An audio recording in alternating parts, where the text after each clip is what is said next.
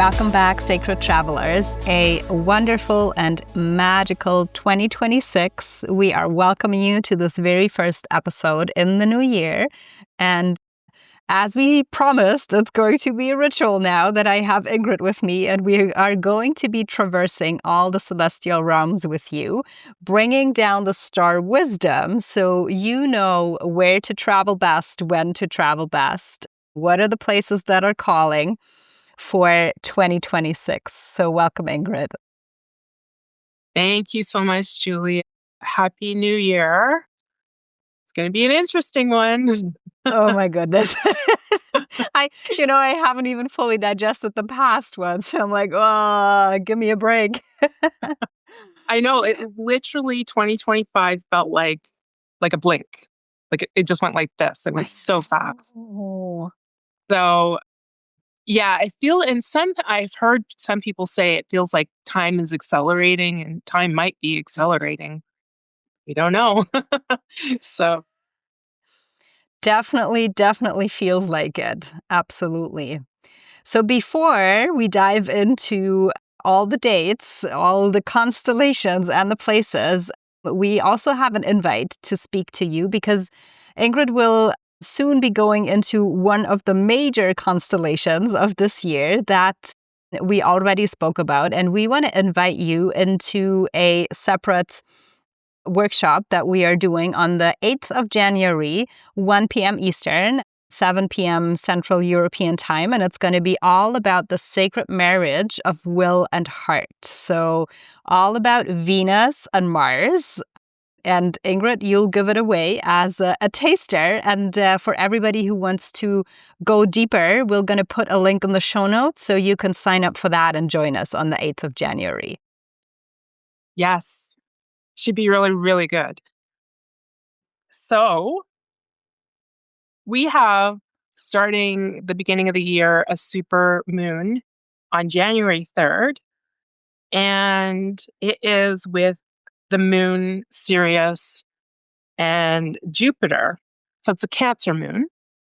So Jupiter is in Cancer right now. And Sirius is always in Cancer. It's our fixed star that remains there. And so I just wanted to point that out. I think that'll be this week. If you're watching it, I think it's going to be a beautiful sight to see in the sky.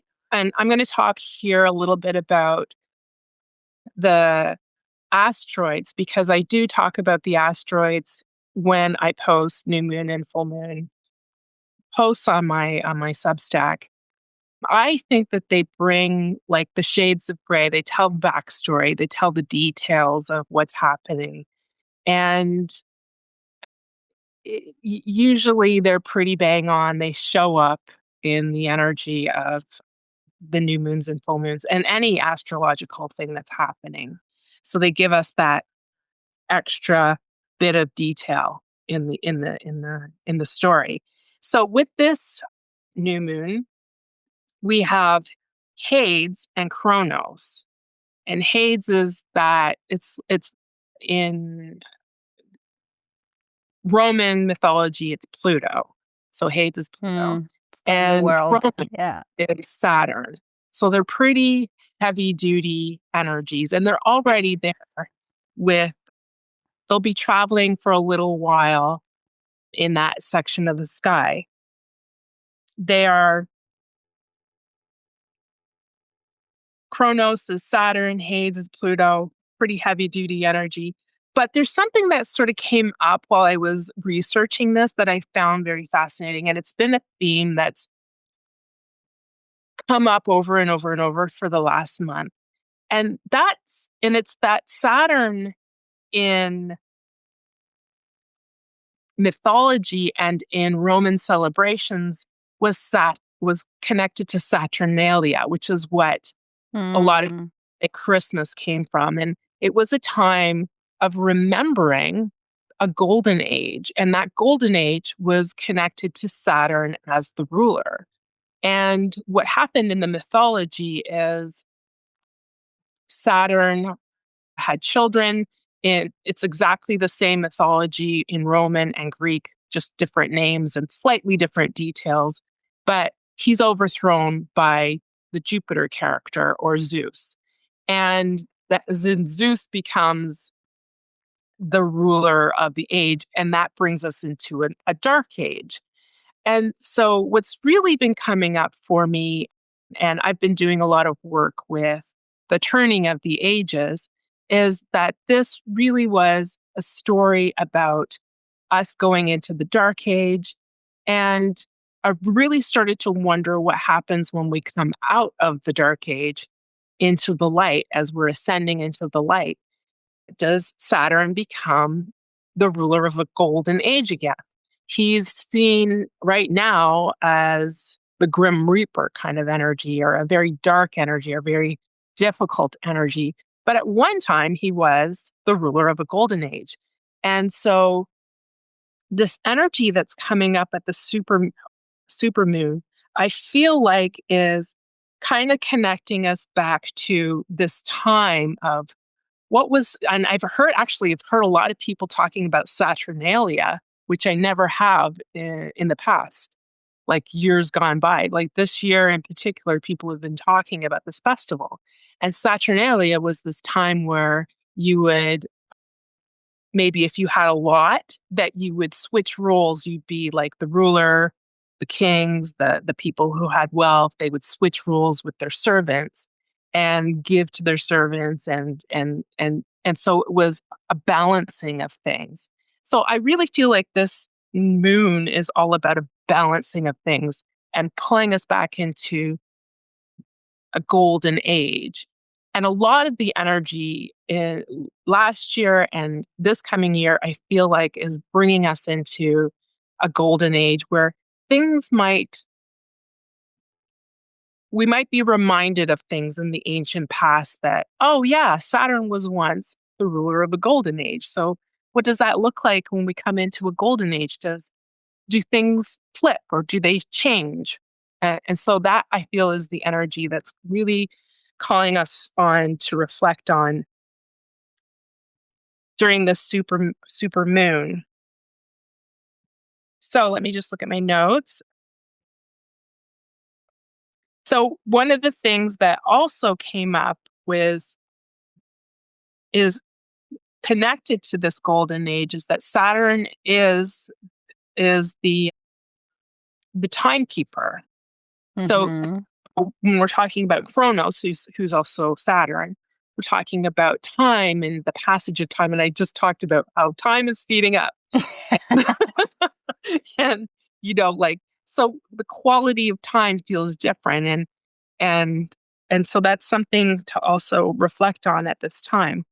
And then also Sothis, or Sirius was connected to Sothis, which is the Egyptian name for Sirius, or the god connected to Sirius. And then they later on became conflated with Isis. Mhm. Um, and I think the fact that all of this energy is there with Sirius is reminding us of of that golden time, that return to fertility, that time, because Isis is all about fertility and,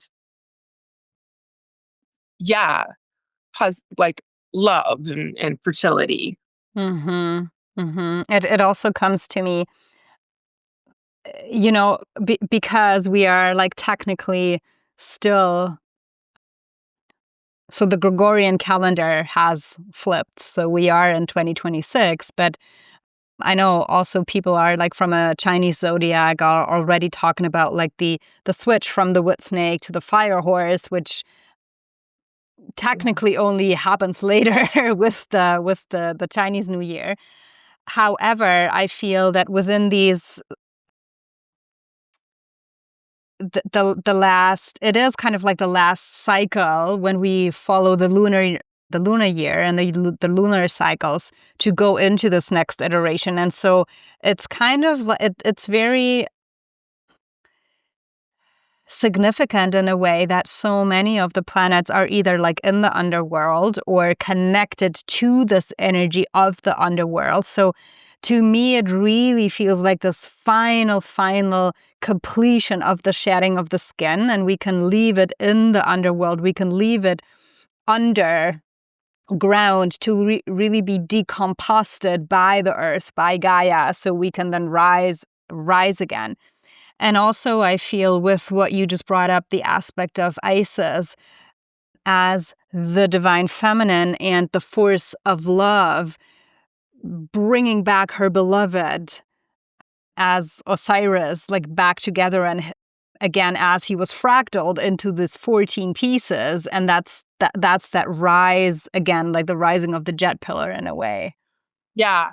Yeah. I think we love the part of the story where they're like, he's all together again. And it's, but there is a point in the story where things aren't so good, and it's, you're getting, and you're right. There's a lot of stuff going on in the underworld that I feel like we're there, and it's a beautiful place to be because, even this Cancer is at the bottom of the chart. Opposite to Cancer is that Saturn or Capricorn energy. And so it is like our lineage and our family and all of the stuff that comes along with that we might be carrying, in this life or in past lives or whatever. It's the stuff that's kind of unconscious that we have to work through and pull to remember, like members of our body remember and put back together. Yeah. So yeah, that the fact that there's Hades and Kronos there, that has this underworld energy, but the underworld is such a productive place to be, even though it's uncomfortable. Happy New Year, sacred travel friends. I want to invite you into a very rare moment in time.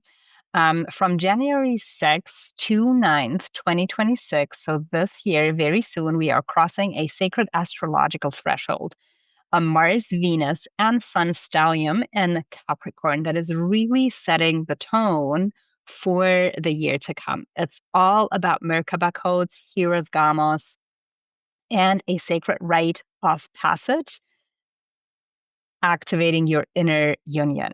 It's the initiation of sacred power coupled within you, where your will submits to the wisdom of your heart, and the power is no longer something you force, but something you embody. So Ingrid and I have put together a powerful activation where you can learn all about it, but also experience and embody this on the 8th of January. If you feel called to redefine power, to heal old patterns of control, of dominance, or self-betrayal, and to make soul alignment commitments that will shape the year ahead, this is your portal. And you don't have to do this alone because it's ceremonial, astrological, and deeply embodied work that we are doing together in the spiritual community. You'll find the link in the show notes. Trust the pull and enter this initiation. And I will meet you inside the activation on January 8th.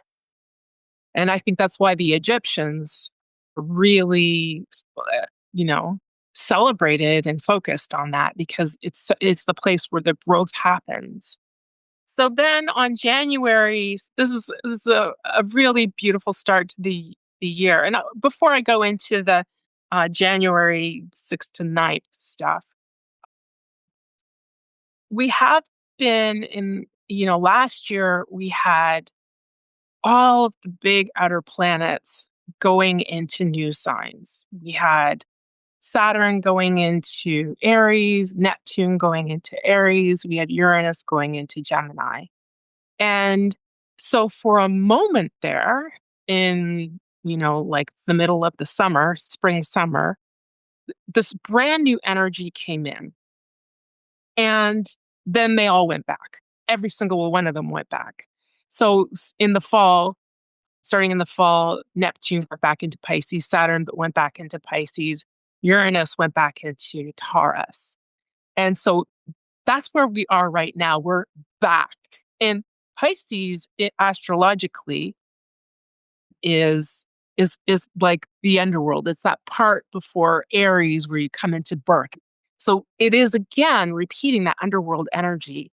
And so I myself have experienced this. A lot of us thought we were starting something brand new, and then we had to go back, Yes. finish up the pieces, tie up loose ends,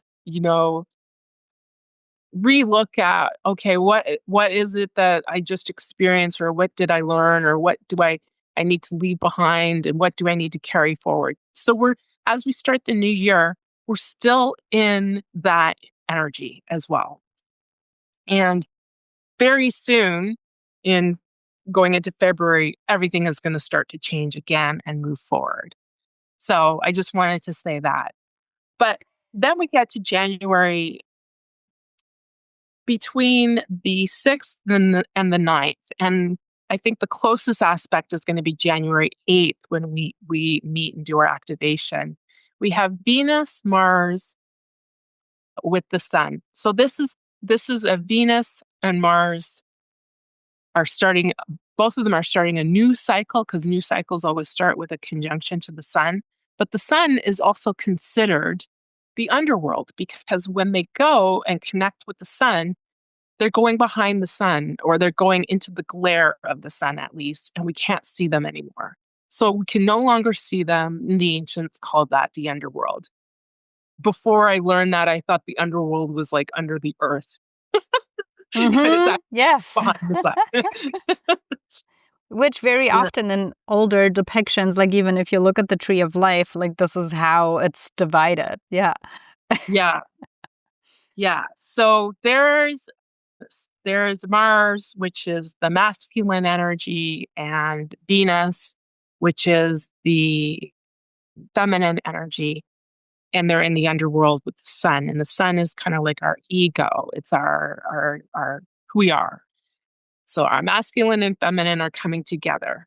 So this is a beautiful opportunity in the underworld. This happens every 6.4 years. And so 6.4 is a Fibonacci number. So it creates a rose. So Mars, as many, many people know, Venus in her cycle makes a rose over 8 years. So she does these retrograde loops and does a retrograde and outward. And then if you look at the whole cycle, this beautiful sacred geometry shows up. And I think we talked about this in the last year, and it's a rose. Well, Mars joins her, but he takes 32 years to make this rose. And so every 6.4 years, they meet up in the underworld. They meet up at other times. You can both see them visible, they're out there, whatever. But when they come together in the underworld, this is where they're in this underworld experience together. It might be uncomfortable, but it's super productive again, you know? And I just want to back up, because this rose cycle, it breaks down. It has a 160-year period of time. So that's 20 Venus cycles. And then it breaks down, it does some weird thing, and then it comes back into alignment for another 160 years. And this was recorded. This was known by the ancients. This was recorded in the Dresden Codex in the Mayan culture. So this was something that we don't have a record of how they used that energy. But I have been studying, and I've seen it showing up in a lot of the art. It's very hidden and esoteric, this energy. So this is what we're going to get into in the activation. We'll go a little deeper into this energy, and we'll do the activation. But it's happening in Capricorn. And what I will say is that Capricorn is all about building new structures. It's our structures. It's our it's our structure. It's also achievement and all that kind of stuff. But as these two come together in the underworld, it's like they're becoming the power couple. Okay, what are we doing now? You know, like, and this is going to show up in relationships, but it's also, relationships are always a reflection of us, our inner being, right? People come into our lives and we project onto them, and we experience ourselves. So the better thing to do is always to do the inner work, because that will reflect on the outside. So that's what we're going to do in that. Mhm. But I love that. that's something that's coming into alignment between the 6th, 7th, 8th. What I also want to mention is some of the places that it's going through. So in astrology, you can map you can map your personal astrology over the map of the world. But what we do for just general astrology, like not connected to anybody in particular, we switch it to a geodetic map, and that always starts, 0 is always starting in at Greenwich, at the Greenwich line, which is going through England. So we know 0 Aries is going through England. And this is important for Saturn and Neptune when we talk about that as well. But when I do that on the descendant is the relationship house, the 7th house cusp. 7th house is always about your relationships, and in the world, it's about relationships. And this alignment of Venus, Mars, and the Sun is going right through Toledo, Spain. And so that if you're in that area, or you happen to be going to that area, or you can get a last minute ticket to that area, it is a very powerful place to connect with that energy and experience it. And I don't know exactly if there are stone circles or energetic alignments there. That's something I could look up, I suppose. But Toledo, you mean? yeah, Toledo, Spain. There is, for sure. Yes. Yeah. I know it was the center of it was a religious center where all of the Jewish, the Christian, and the Islamic faiths came together. They got along. They translated documents. A lot of the documents that we lost, we got back at that time, like Plato and so on. And the Grail stories were translated from the Islamic stories. Some of them, in particular, the one around the Fisher King and Percival, which is very connected to this energy of relationships. So it's a beautiful place to go if you can go there. Now, the midheaven is the highest point. That is going through South America. It's actually going through, like, because it's a line, it's straight. It's kind of straight at this point. It's going through Boston, I believe. Yeah, Boston. And then it goes down through the Dominican Republic, I believe. And then it's going through Venezuela, and then down through Peru, right through Cusco, which we know is the same. Mhm. Which is the womb. Yeah. Which is, yeah. And about a degree away from Cusco, the city is Machu Picchu. So it's very close to Machu Picchu. You'll have the energy of this Mars, Venus, Sun alignment there. And so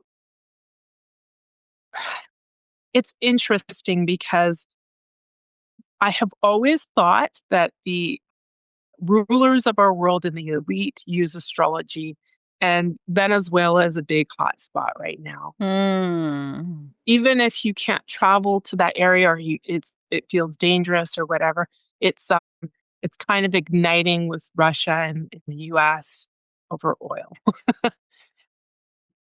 And even if and part of me wonders if they are using this astrological alignment to, I don't know, kind of wondering. but as much love that we can send in that area, as much of ourselves that we can connect, balancing our own masculine and feminine would be like so perfect way to use this energy. And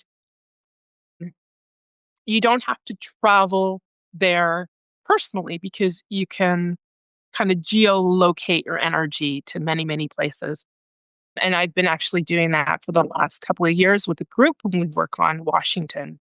We geolocate there, go to the energy lines, and we do meditations to help increase the frequency. Mm.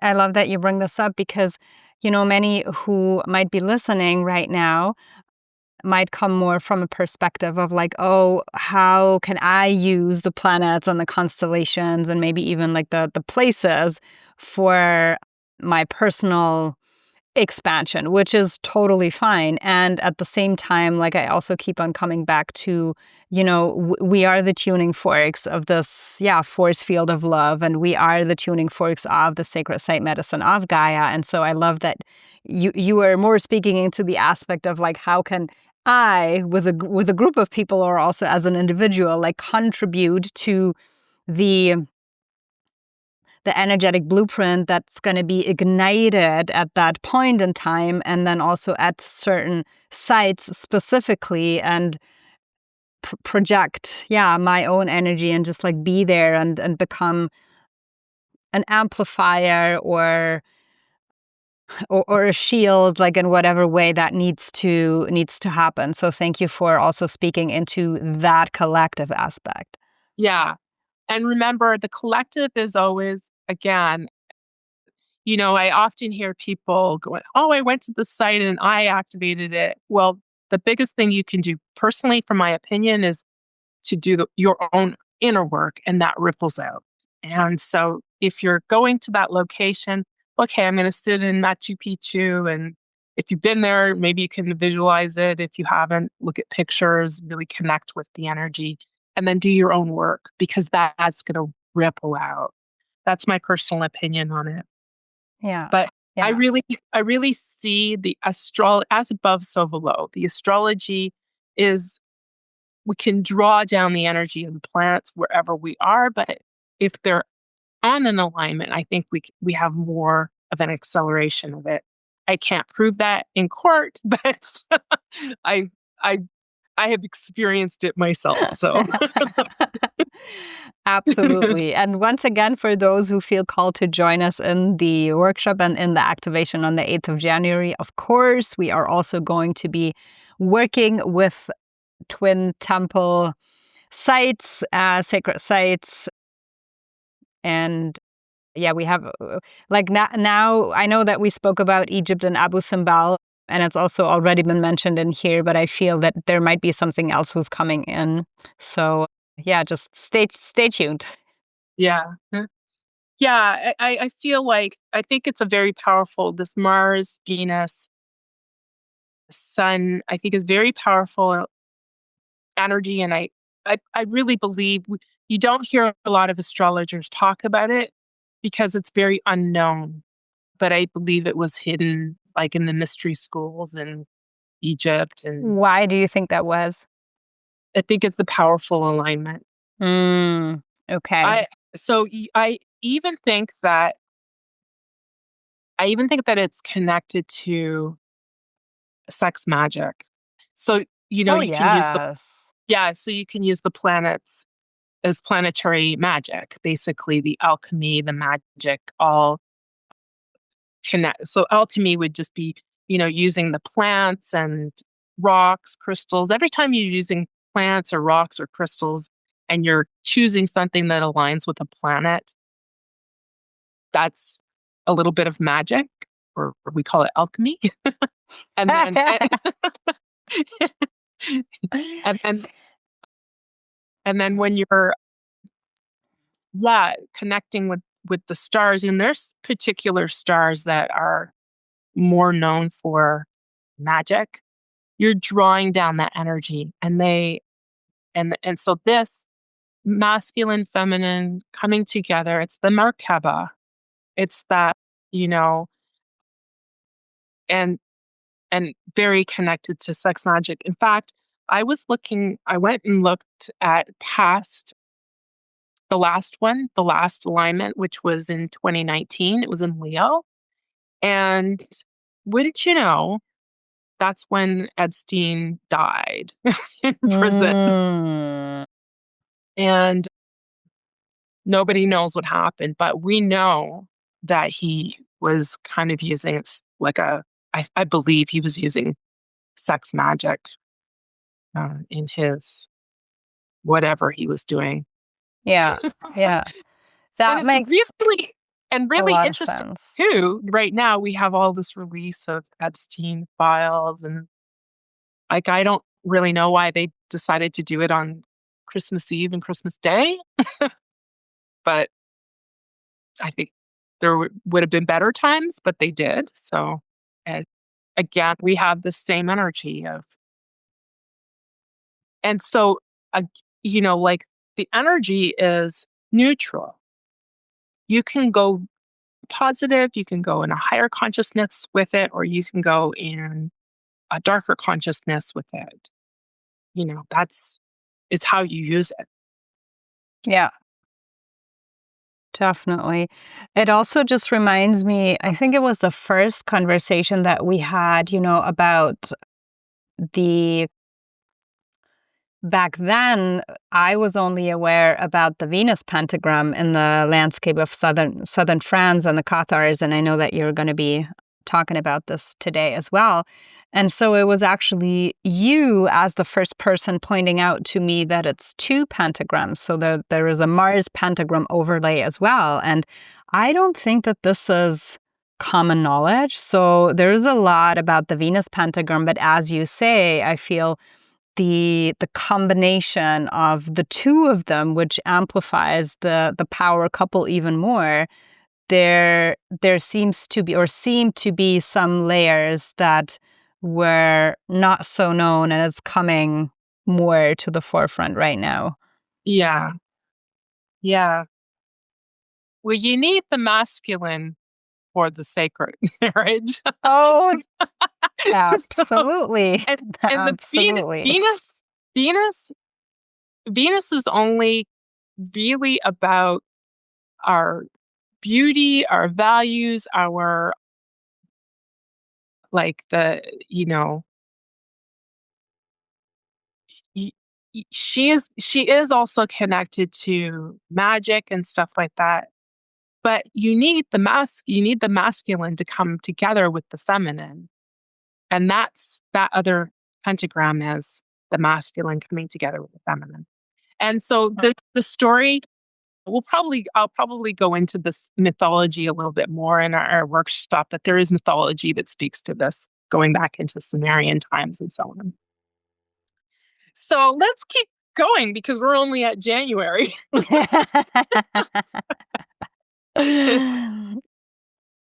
So coming up in February,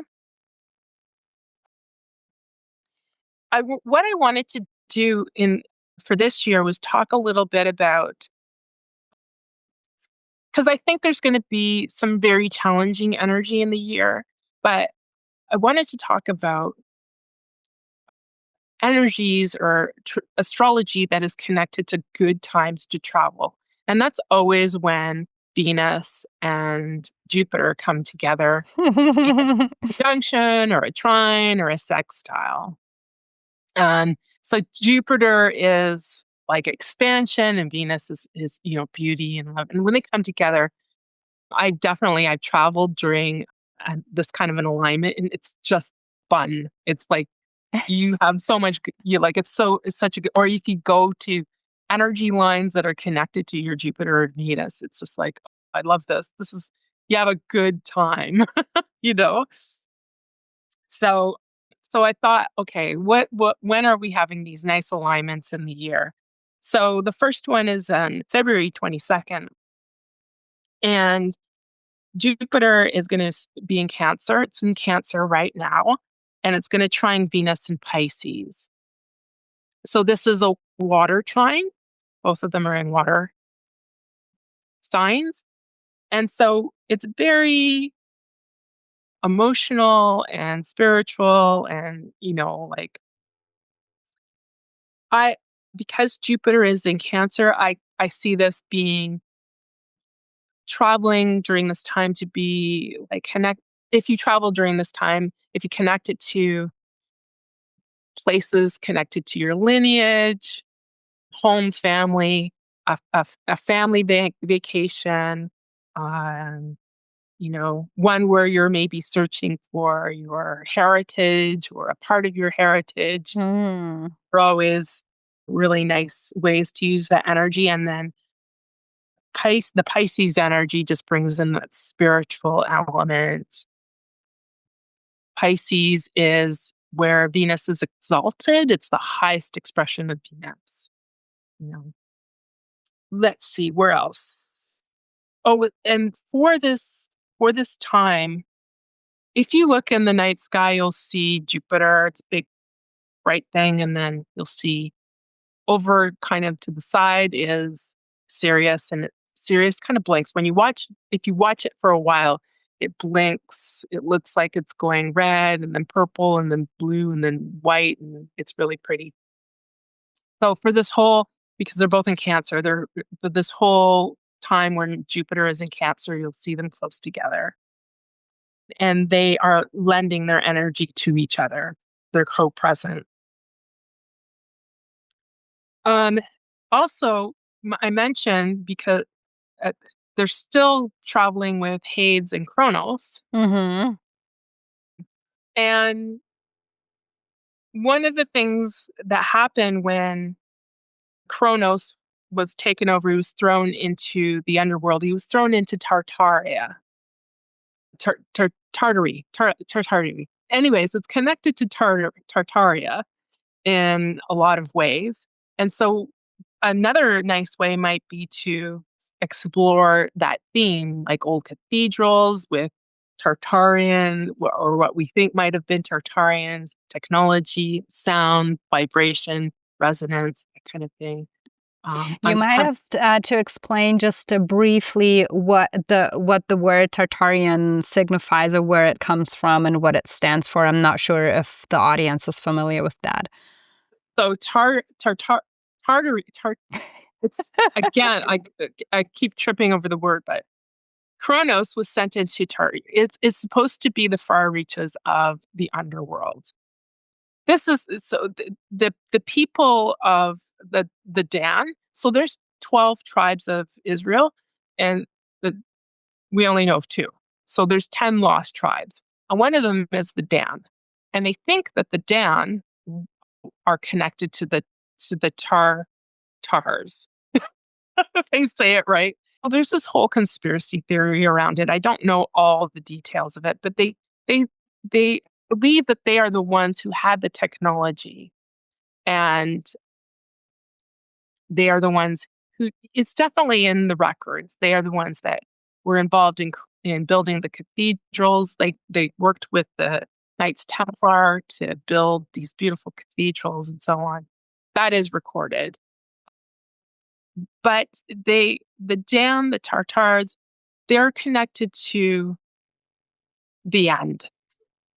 The Mm, the Tau. The Tau is the cross. the cross. And so this is somehow it's also connected to the underworld. And so the stories overlap in many different cultures, and so I think over time it's just been connected to hell. But it's not really hell. It's just Let's just leave it here. It's an opening to the rabbit hole, and whoever yeah, feels it's a called bit of to a go rabbit. down there, Yeah. explore it for yourself. So people can explore that. But from my perspective, I do sometimes go to the cathedrals. I know that the Tartars were connected to the Knights Templar, and they were building in 11th between the 11th and the 13th century these big cathedrals. And we know that they have this beautiful sacred geometry, and there's sound, resonance, and all this kind of stuff that's connected to it. And they are connected to these people who seem to have disappeared. And so that's where the Tartar stuff comes from. What I love about it, I don't know about hidden or conspiracies or whatever, but what I love about it is that there's beautiful technology Mm. uh, that we don't seem to be able to recreate, or we just don't recreate. I don't know why. But when we experience it, we experience this deep beauty, this deep healing. Like there's a resonance between the colors and the sound and the frequencies. They're all built on energy lines, ley lines. So, what I guess I'm suggesting is that there is this connection to these people, and that it might be a good way to explore this or to use this energy to go to these kinds of sites. Yeah. Whether you get into the deep conspiracies or not, I go there a little bit. And I go to the positive. I'm a Leo. I like positive stuff. Yeah. I like sunshiny stuff. Another time where Jupiter is connected to Venus is on June 9th. They are in the underworld again. So we're going there. Hmm. We won't be able to see them. And it might be a great time to explore that underworld energy. It's again Venus, and still there with Sirius. Sirius is going to be in the underworld as well. So that Osiris Isis story could kind of come to the forefront. But I also think it's just a nice time to spend close to home. Take all Mm. close to home. And you know what? We like to go far places to I explore know. state lines and whatever. And there is, stuff that's close to us that we could be caretakers of Oh, and yeah. connect with. So I Most suggest that. definitely. So that's Thank June. you. It's beautiful because I also feel, you know, well, first, it's really kind of like also the fool's journey in a way. Like we venture so far because we seek something only to find what we've been looking for, like literally in our backyard or on our front door, something like that. So we come Yeah. back and we're like, oh, it's been here all along. And the other thing that I realize, and I mean, I'm pro travel, totally, of course, but it's really also like the in between the travels and coming back home and bringing the codes and to be a steward and a guardian of the place that you chose and that also chose you. Yeah. Yeah. Home. Yeah. Home. Home. It's all happening in Cancer, which is home. So, Which is home. Oh, yes, yes. yeah. So then towards the end, I'm just sticking with this. We're going to go back in the year again, but just to complete with Mm-hmm. Venus. Towards the end of the year, we have Venus going retrograde and Jupiter going into Leo. So when Jupiter goes into Leo, oh my goodness, this is fun. Leo is, play, it's fun, this is a great time to travel and enjoy yourself because, Jupiter really expands that desire to have fun and enjoy yourself. Recreation, it really expands recreation. Venus is going to go retrograde. So it is going to retrograde back into Libra. I think it goes into Scorpio and then retrogrades. But it's when it's in Libra that it's making sextiles to Jupiter. Mm. So I think this is going to really, and Libra is always about relationships. So this is going to may bring, past loves into our lives. The first one is August 17th. So it'd be a great time to go to a conference or to do a learning kind of experience where you travel and learn something, and an activation in person, something where you're connecting with people and also learning would be great. And then on November 4th, Venus is retrograde at 24 degrees. And it's making this what they call a mystic rectangle. So if you look at the chart, it looks like a rectangle like this. And it's connecting to Chiron, the wounded healer. So that's our wounds. And the North Node in Aquarius. And so what this is going to do is it's going to also bring up relationships, past kinds of things, and it's going to give us an opportunity to do a lot of healing in that regard. So anything that needs to be healed, and you'd be surprised, you think I'm all healed, and something comes out and needs healing. So So that was all like August 17th, you said. So there's a lot going on around here. And then the other ones are like later in the year towards November. So Venus retrogrades for 40 days, average of 40 days. So it's going to be direct on August 17th. By the time November comes, it's retrograde.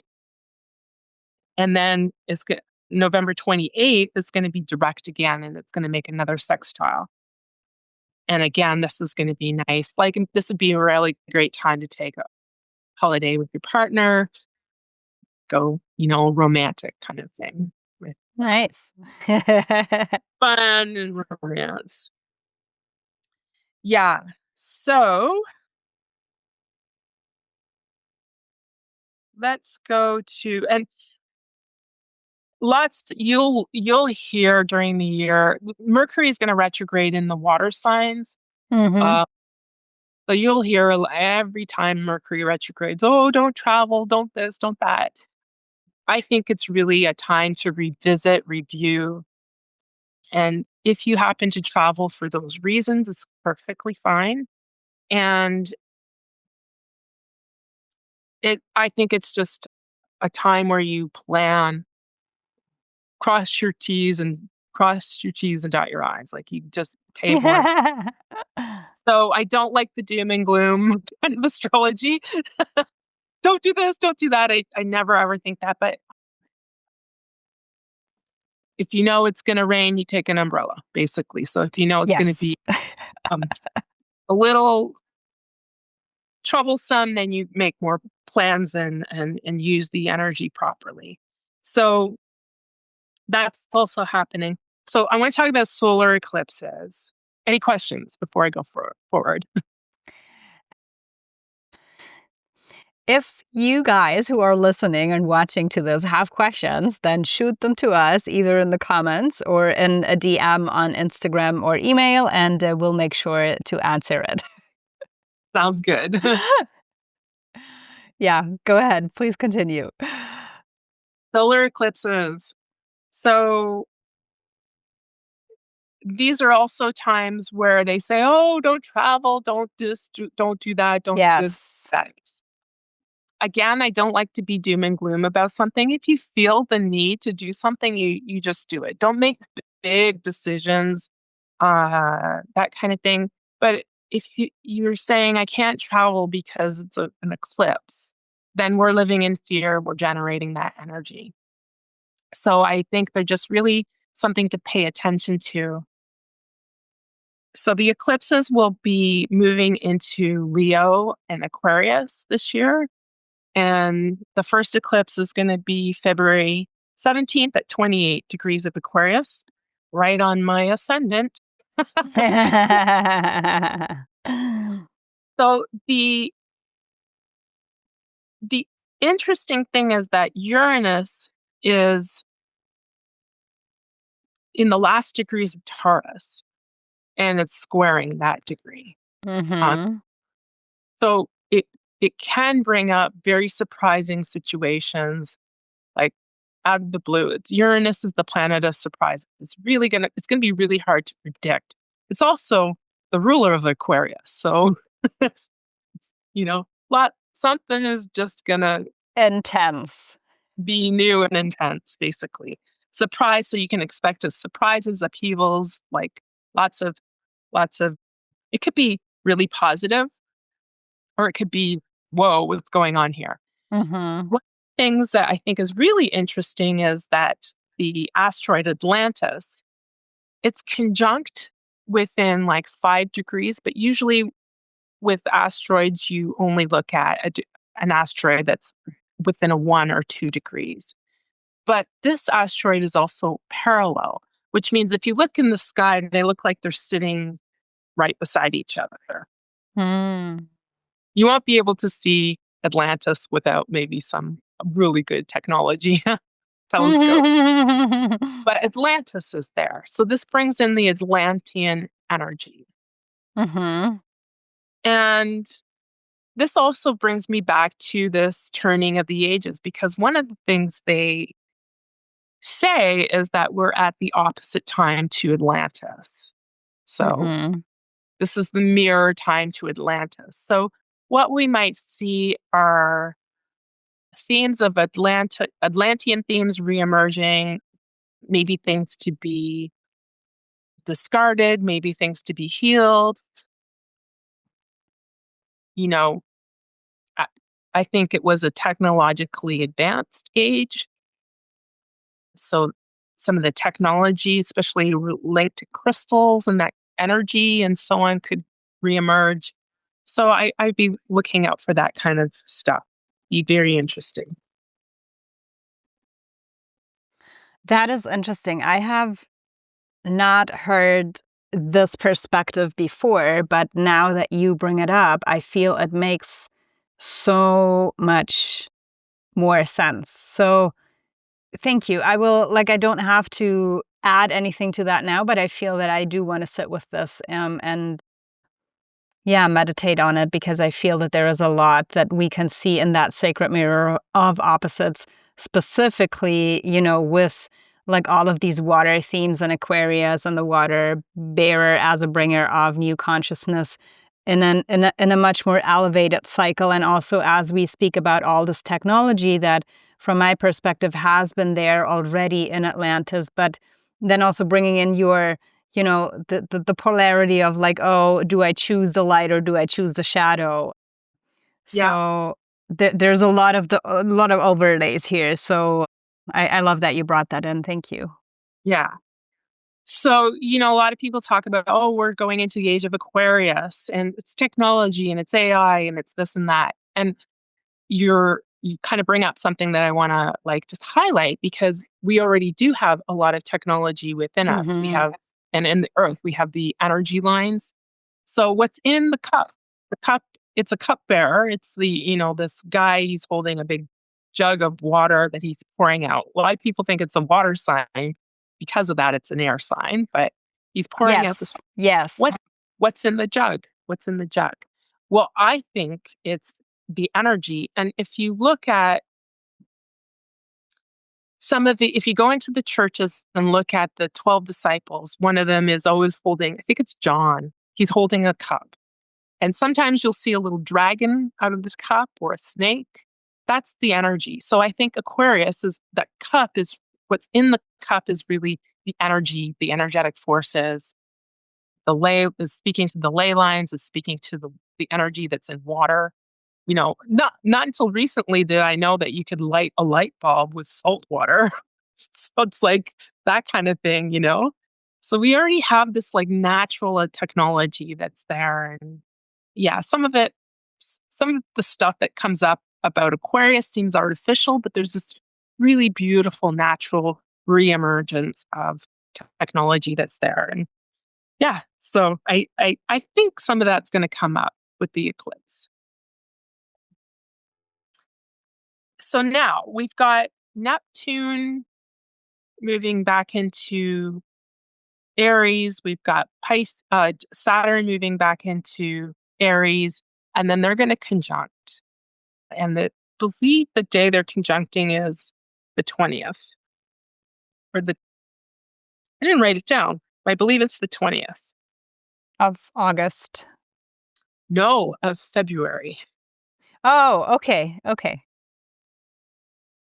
So sorry, we're going to go back in time. I went through the whole year with Yes. June. Yes. Yes. Yes. Yes. Yes. Back up, back to First February. eclipse is February. Okay. Then after, yes. Okay. Couple We're in days after. February. I almost want to look it up. Hold on. A couple of days after the eclipse, first we have Neptune going back into Aries around end of January. Then we have Saturn going back into Aries middle of February. And then when do they conjunct? 20th. So when they conjunct, so 0, and they're conjuncting at 0 Aries. Oh, wow. 0 Aries is like the beginning. The beginning. The beginning. So this has a lot of astrologers kind of like, whoa. And I personally haven't looked it up, but many others have tried to go back and see when the last time this happened at 0 degrees of Aries, and they can't find, like, not in 4 or 5, 6,000 lots, like not in recorded history do we have an alignment with Saturn and Neptune at 0 degrees. Wow. And if you happen to have something, it's going to have a big ripple effect throughout the world. But if you have something at 0 Aries, it's going to be very prominent in your chart. Or 0, pretty much 0 of any of the signs. So Saturn is rules. Saturn is structure. It's the thing that it's like molds your it's karmic, so it's molding you into a better person if you take that approach with it. So but when Saturn is in Aries, it's really working on our courage. So it's a time that we can have a lot of fear, but it's also meant to help structure and develop our courage. Because Mars is the ruler of Aries. It's a Martian kind of energy, but Saturn there is like, really kind of forming it and is being a taskmaster with it to help it become a better form of Mars. Do you have any recommendation how we can actually use it to move more towards our inner courage instead of like falling for old fears? What's really coming to me is practices.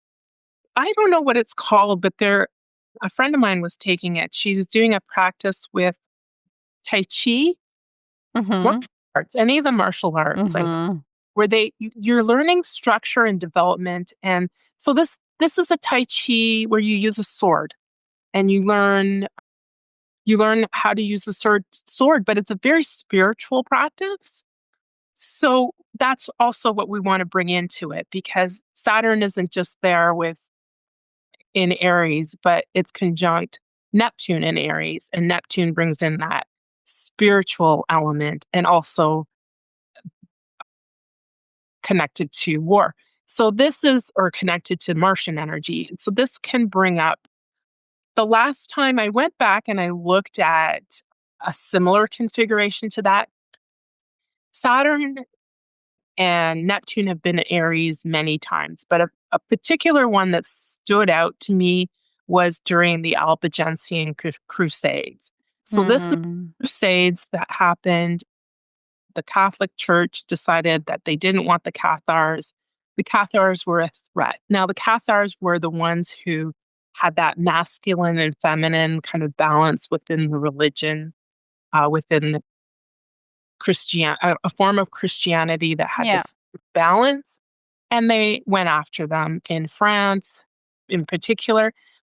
Over 200,000 Cathars were killed. And the beginning of that was when Neptune was in Aries, as it is now, and it was squaring Saturn. And so a Saturn square or a Saturn conjunction are very similar kind of energy. So are you suggesting that something like that might happen again? Well, the difference is that at that time, Pluto was in Leo, and now Pluto is in Aquarius. So Leo and Aquarius are opposite signs. So Mhm. Pluto is very transformational energy, but it also deals with power. So when Pluto is in Aquarius, it's dealing with the power of the people. When it's in Leo, Leo's Yeah. connected with royalty to, like leadership and so on. It's in the priests, the priesthood class, that kind of thing. It's in the hands of the elite kind of thing. That's so the power has switched. So Mm.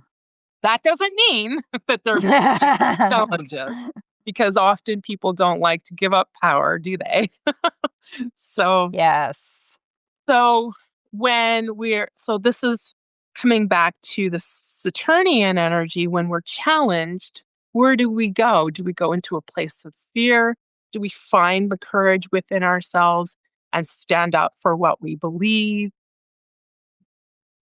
And so this is going to be this we had a sneak peek of this last year in around June, July, and I Mhm. did see lots of people being challenged. What Another thing that will happen is people are going to wake up because Neptune was in this big fog, this big spiritual fog for the last since 2011, and so anybody that doesn't have foundations in their beliefs might wake up and be like, what was I thinking, what was I believing, or Yeah. this person isn't a guru, they're a cult leader, or and so some of those things started to come out. We saw that with Aubrey Marcus, we saw it with yeah, I was like, wow, this is pretty quick. This happened. The Billy Carson, I saw that happen with as well. And there's a number of it, and it will happen again. So we can expect that. So what it will do is challenge us to align with truth. Like, Yeah. uh, however, what happened during the Albigensian Crusade is that no, this is the truth, and everybody must believe this truth. Yeah. Yeah. And I think with Pluto and Aquarius that we have with the power moving to the people, we have more of a chance to have that diversity of belief. It's still going to be challenged. Still going to be challenged. And I think it's a courage. I think it's a good thing, because then we decipher what it is we do believe and what we want to align ourselves with and what we're willing to stand up for.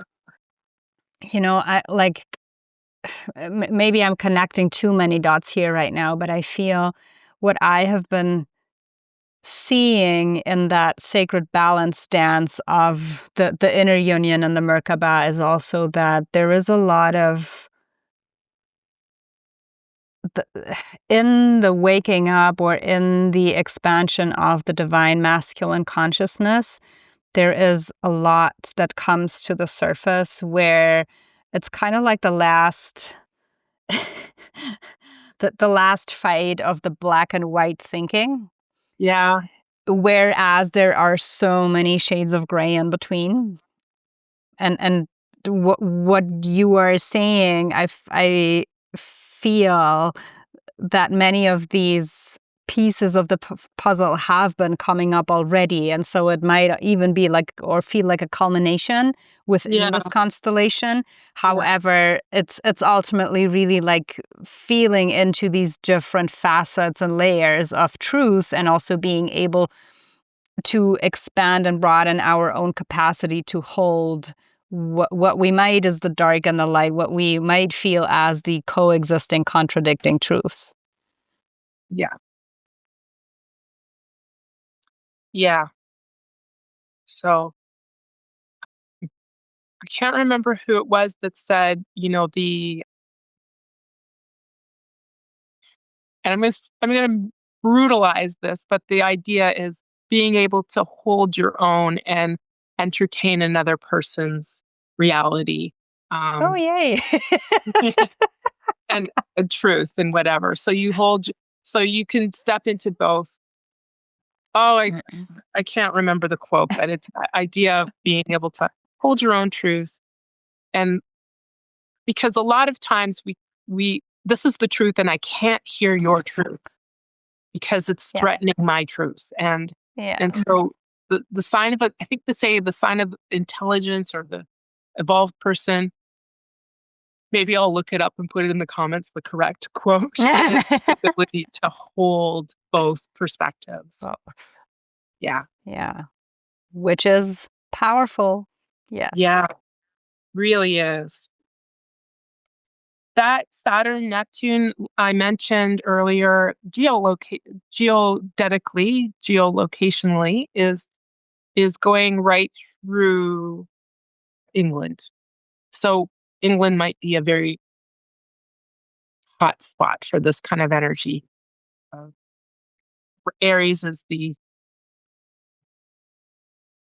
Greenwich mean line. That's the beginning. So 0 Aries, Neptune and Saturn at 0 Aries. Those lines are going right through England.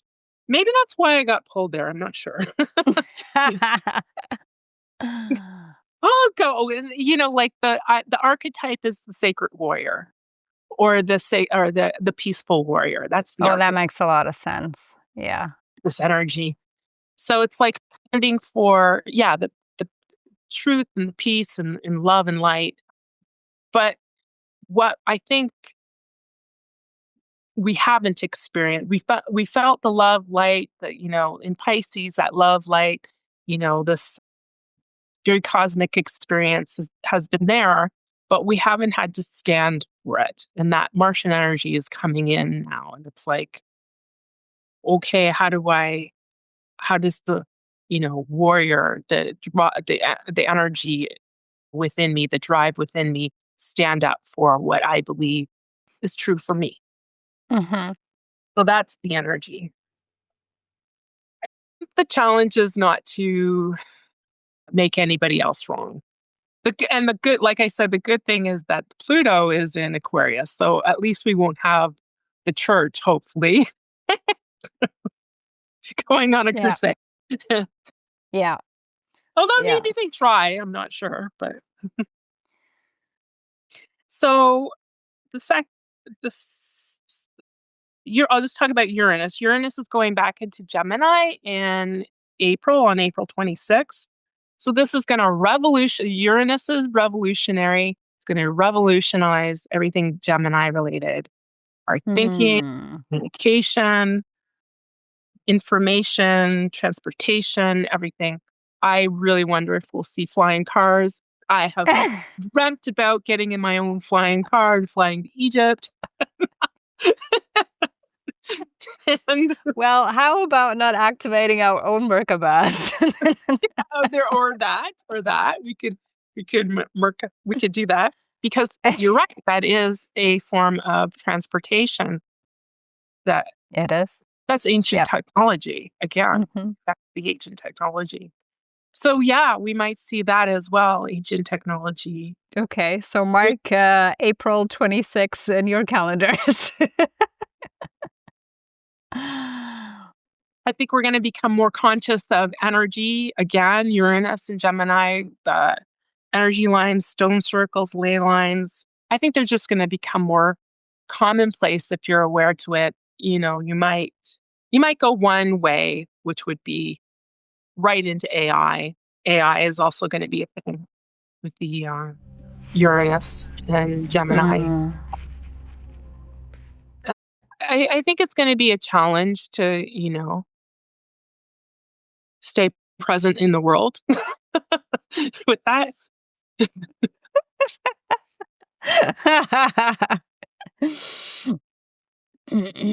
So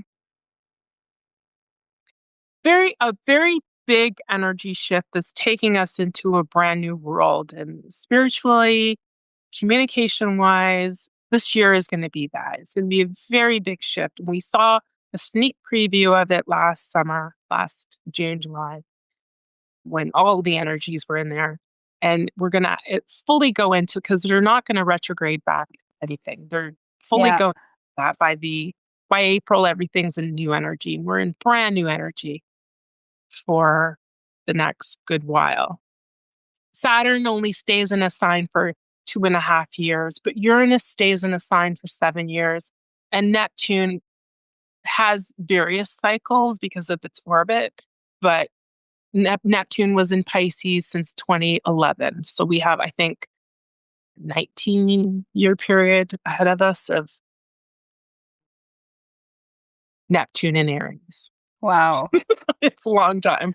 And Wow. if you think back to before 2011, it really, tarot spirituality really blossomed in that time. Before that time, even astrology, I was out on my own with astrology. Now Yeah. everybody's talking, about their Mars and the rising sign and the moon sign. It was not a thing before. So it really blossomed during that time. So we're going to see a shift again with Neptune and Aries for that length of time. Definitely. And I feel like it's linked to what we said in the beginning, that also, times are like time and consciousness are speeding up in a way, perceivably. So when we wrap this up, and it's been really, really a lot, I hope that you guys took notes. I did. So just to summarize that, what would you say is the core energetic theme of travel in 2026 when it comes to the astrological? I Yes. wanted to tell you about one more thing quickly, and that's the Sure. solar eclipse that's happening in August. Oh, you're 12th. right. We missed that. So we spoke about February, and then we didn't jump to the August part. I Yes. forgot. Yeah, I forgot. Because it popped into my mind because also with that eclipse, it's in Leo. And with that eclipse is the asteroids Isis and Osiris. Oh, well, there you go. It's a theme. It's a Yeah, theme, so definitely. there's this Atlantean Egyptian theme that's really coming up this year, especially with the eclipses. So I wonder, because I think last year when all the signs went into new territory, that's when we had the discovery about what was under the pyramids, and I feel like this year Yes. we're gonna have more of that. So in terms of travel, going back to your question, places like Egypt, I mean, and then next year, sneak preview, we have an eclipse going right through Egypt, right through Karnak. Sneak Yes. peek.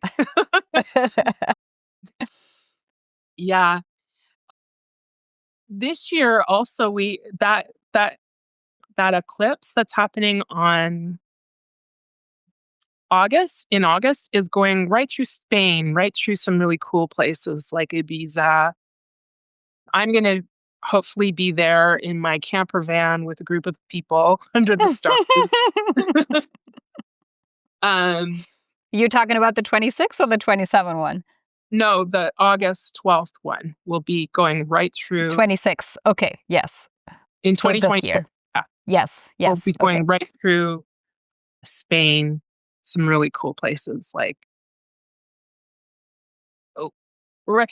I actually think the path is right along. I mean, I should double check this, but it goes right through Bilbao. I don't know if I'm saying it right. Mm-hmm. And Mm-hmm. through down into the islands of Ibiza and so on. And I actually, Mm. if there's some Camino path that's like really connected to that might be cool for travel. Probably there is. I don't know all the different pathways, but probably. But like what comes to me, like for sure, all of these Atlantean Ocean or Mediterranean Ocean, islands are like they carry this deep Atlantean energy as well. And Right. then there's a Here we couple go. of places that are like so dragony. They even like there is an island that is, I think it's like close to Mallorca, if I'm not mistaken, that is called Dragonera.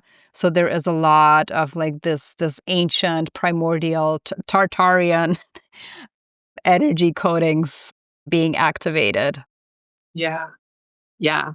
So I will say this. I'm going to be doing a thing with the eclipses and inviting people to join me. Most astrologers will say, don't look at an eclipse. Again, I'm not with the fear thing. Mm.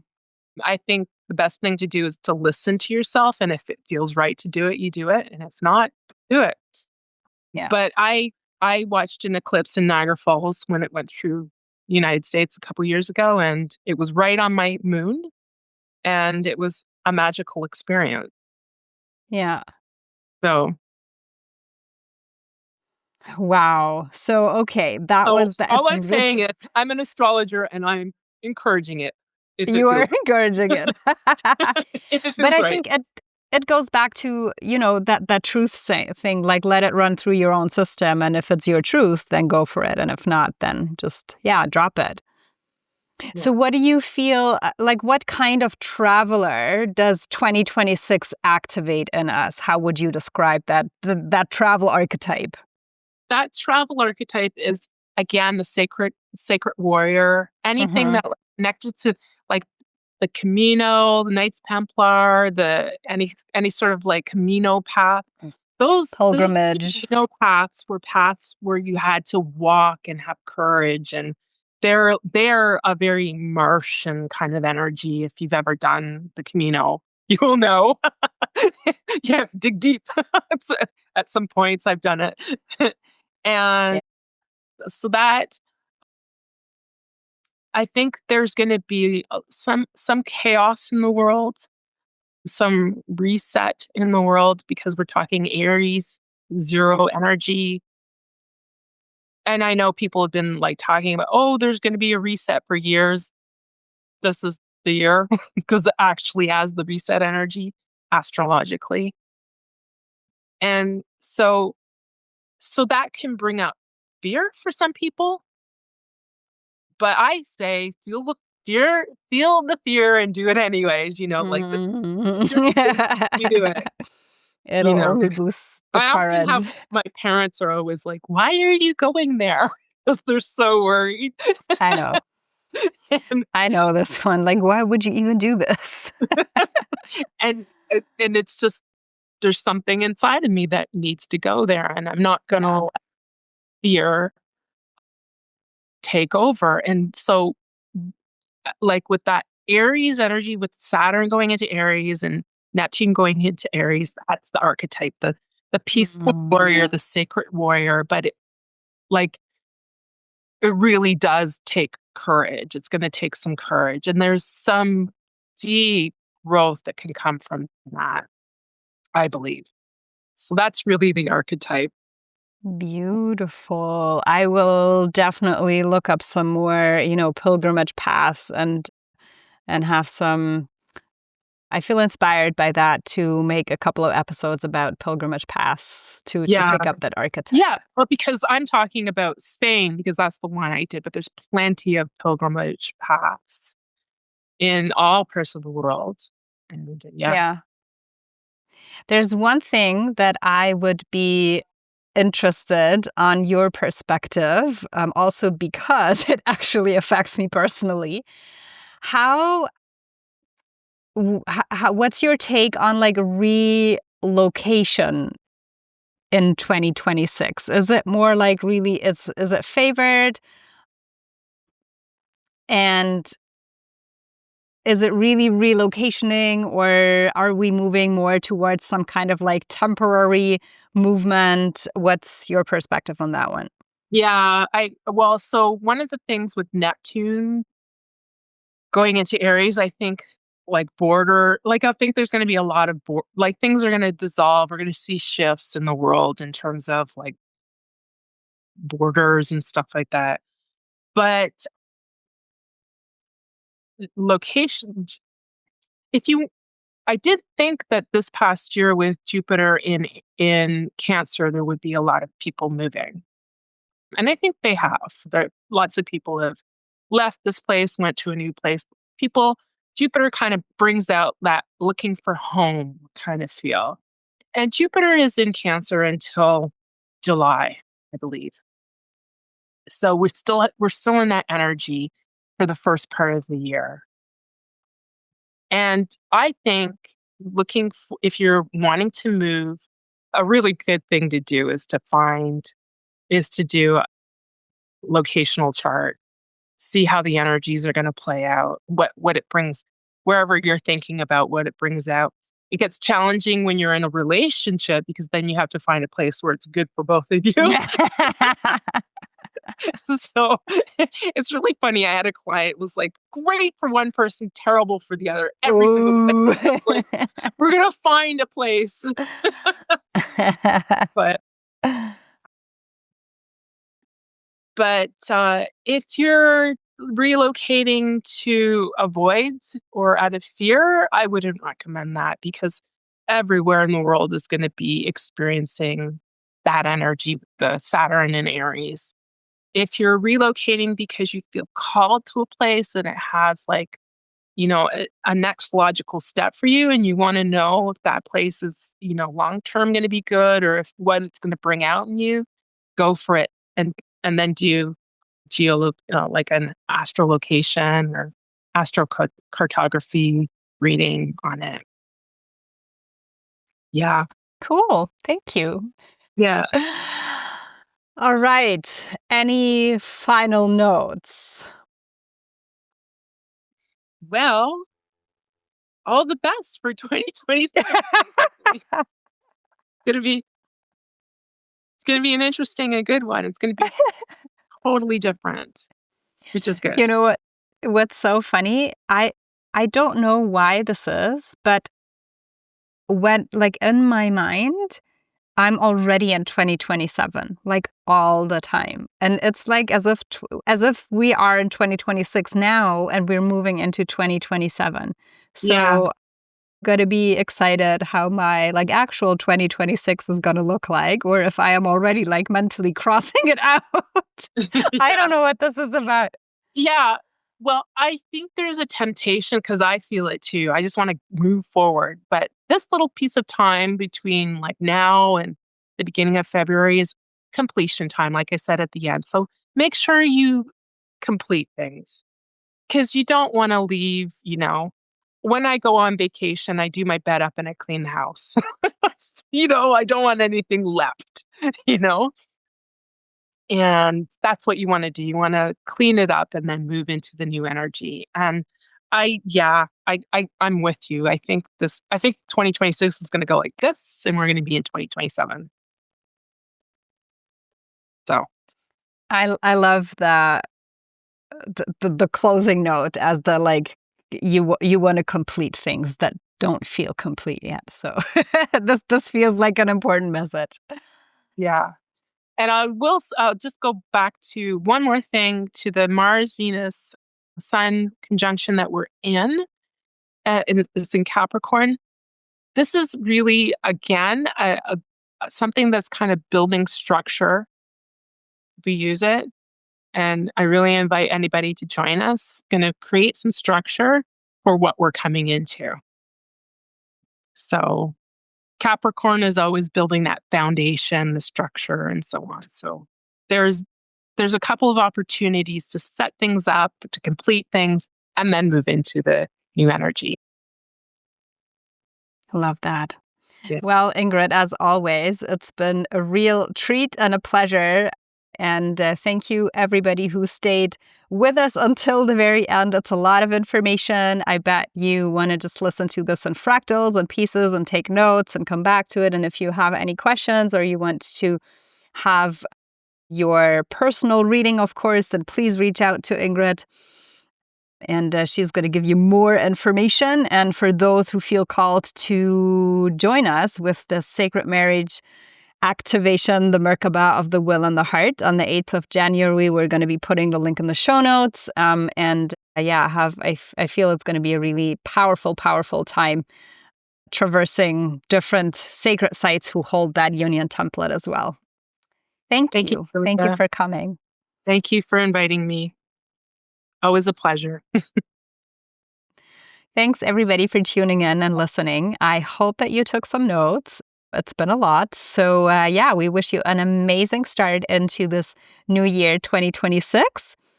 And may the stars and your destiny align with the truth that you feel inside, and as always, continue to escaping the ordinary and seek out the extraordinary. See you next time.